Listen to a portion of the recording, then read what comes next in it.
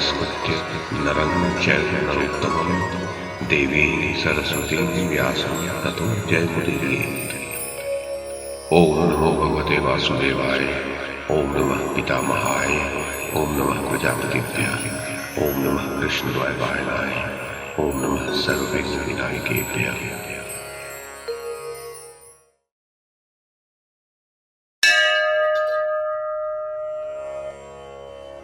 जन्मेजय ने पूछा, ब्राह्मण, जब इस प्रकार समरांगण में सव्यसाची अर्जुन ने कर्ण को मार गिराया, तब थोड़े से बचे हुए कौरव सैनिकों ने क्या किया? पांडवों का बल बढ़ता देखकर कुरुवंशी राजा दुर्योधन ने उनके साथ कौन सा समयोचित व्यवहार करने का निश्चय किया?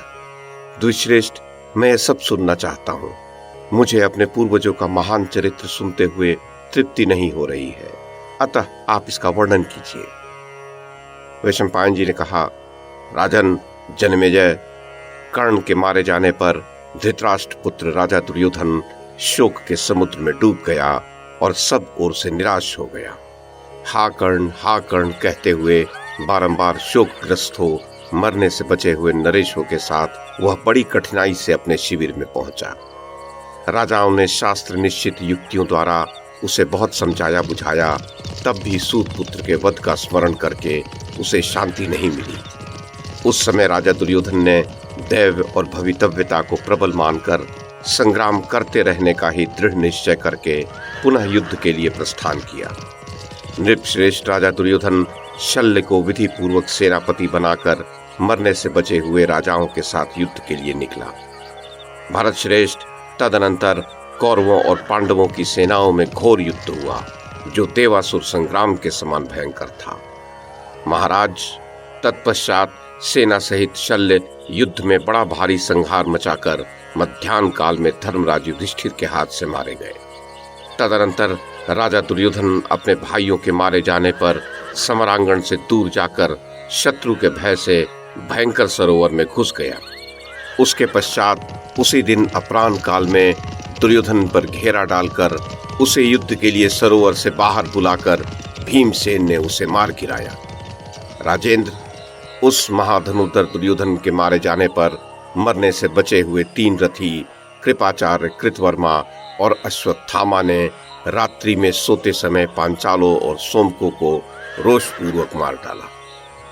तत्पश्चात पूर्वाह्न काल में दुख और शोक में डूबे हुए संजय शिविर से चलकर दीन भाव से हस्तिनापुर पहुंचे।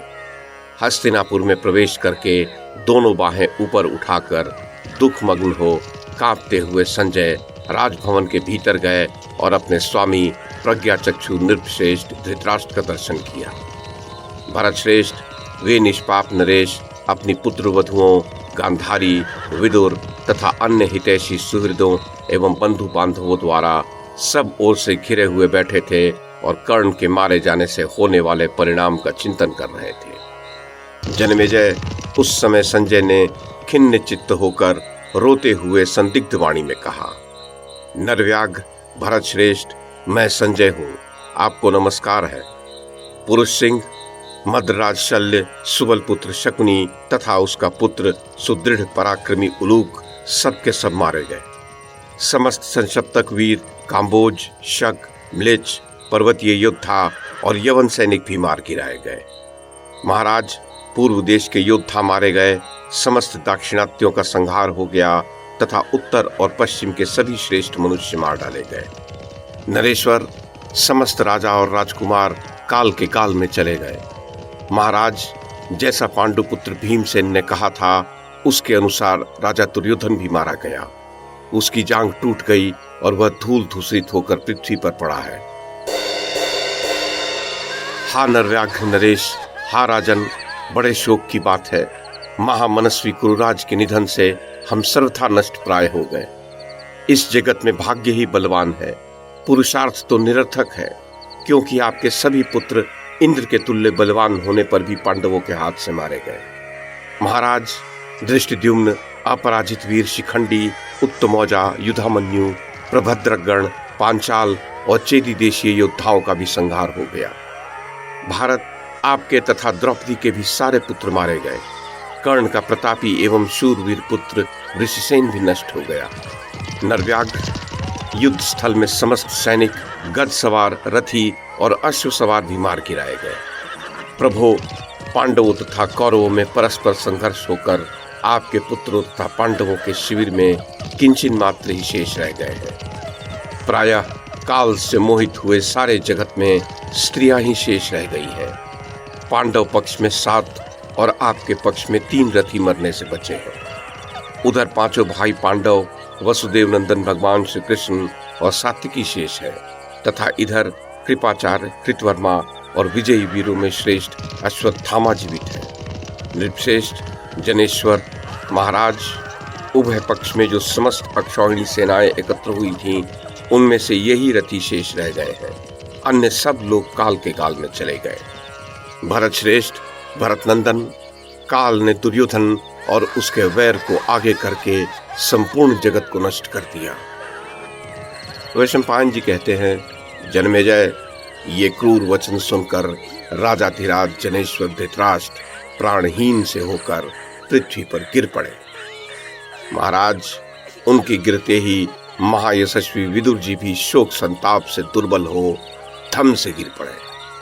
नृपश्रेष्ठ, उस समय वो क्रूरतापूर्ण वचन सुनकर कुरुकुल की समस्त स्त्रियां और गांधारी देवी सहसा पृथ्वी पर गिर गई। राज परिवार के सभी लोग अपनी सुध बुध खोकर धरती पर गिर पड़े और प्रलाप करने लगे।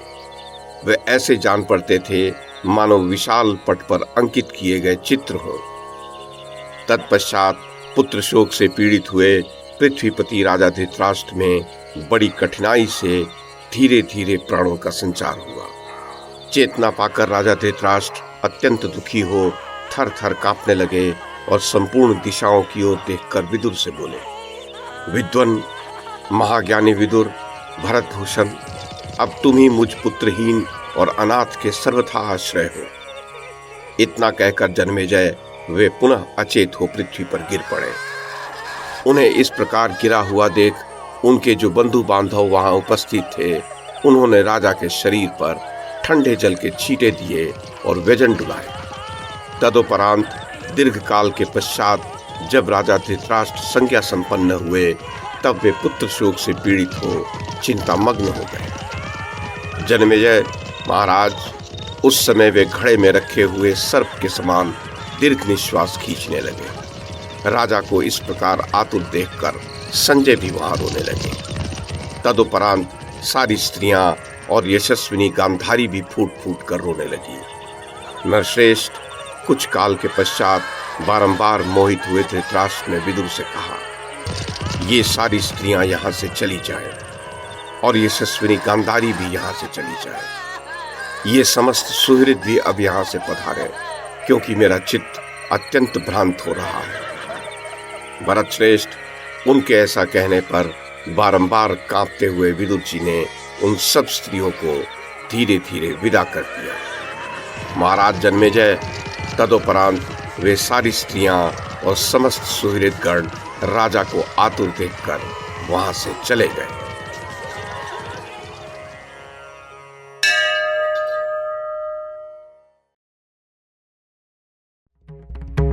YouTube के माध्यम से महाभारत की कथा को एक श्रृंखला के रूप में प्रस्तुत करने का हमारा ये प्रयास यदि आपको सराहनीय लगा हो तो कृपया इस कड़ी को लाइक और शेयर करें, चैनल को सब्सक्राइब करें और बेल आइकन को दबाएं। साथ में अन्य लोगों को भी देखने के लिए प्रेरित करें। धन्यवाद और नमस्कार।